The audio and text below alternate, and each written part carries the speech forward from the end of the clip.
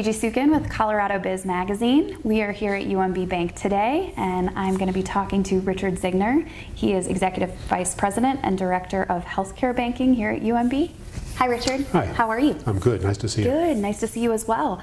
To start us off, I'd love to hear a little bit about your role in healthcare banking for UMB. Sure. You know, I've been at UMB for about 15 months now. Came here in April of last year.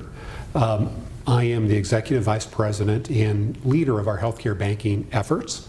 I have about over 20 years of experience as a commercial banker, with much of that time spent in the healthcare space. And I spent several years as a management consultant in the healthcare industry. My job is to help our bank do business with healthcare clients and prospects. And that business entails both providing capital as well as providing other financial solutions. You know, healthcare, of course, is a very big word. And so for us, we define the healthcare space as healthcare providers. And predominantly that means we look at three different segments. The first segment being the acute care hospital space. The second segment being long-term care. And then the third space being medical enterprises. Perfect.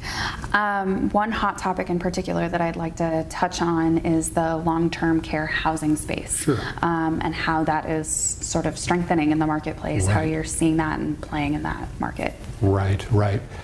Yeah, you're right. There has been a tremendous amount of economic activity in that sector. Certainly throughout my lifetime, the consumer part of our economy has been driven by the baby boom generation. Slowly but surely, the baby boom generation is giving way to millennials, right? And the millennials are certainly all the rage in today's literature. But I would argue that the baby boom generation isn't done yet, right? They still have many opportunities to influence the economic growth of our country. You know, when you think about the fact that between now and the year 2050, the number of people aged 65 plus will grow by 120%. We'll go from, we have about 40 million people today, 65 plus. By 2050, we'll have almost 90 million people. So how those baby boomers choose to live is in all likelihood going to be very different from how they live today. When we think of a baby boom generation, we think of somebody living in a single family home in the suburbs, right? But as our baby boom generation ages, they will shift where they live from those single family homes into facilities that are typically multi-unit that will provide specialized services and care that will allow those baby boomers to live as independently as they possibly can as they age. Absolutely.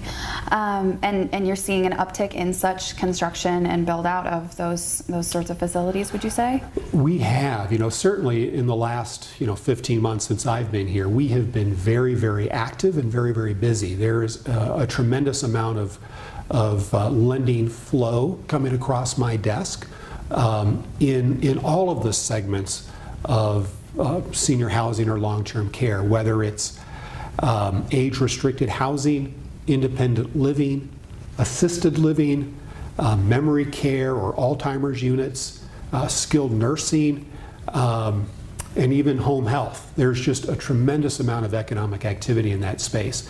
And if you think about the fact that the average age of someone in a long-term care facility is in the young 80s, but the leading edge of our baby boom generation is just now hitting 70.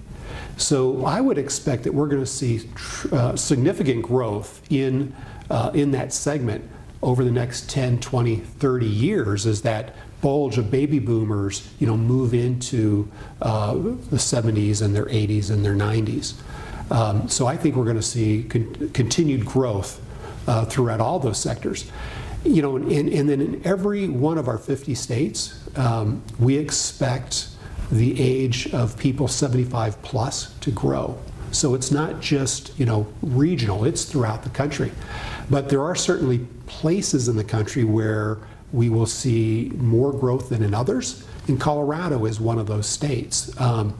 We are one of the top 5 states for growth in the people aged 75 or greater on a percentage basis. So here in Colorado, I would expect us to see a lot of growth as well. Terrific. Any specifics or sort of trickle effects as far as the greater economy is concerned that you see in relation to sort of the uptick in this space? Right. Sure. Well, certainly anybody that is engaged in economic activity around senior housing, long-term care is going to see an increase in opportunity, right? And whether that is a developer or a contractor or an operator who operates a senior housing type facility, there will be economic opportunity for all of them. But in addition to the businesses, there is also economic opportunity for individuals, right? Those folks that work for the developer or the contractor, or somebody who provides skilled nursing or other care in one of these facilities will certainly see economic activity. Terrific.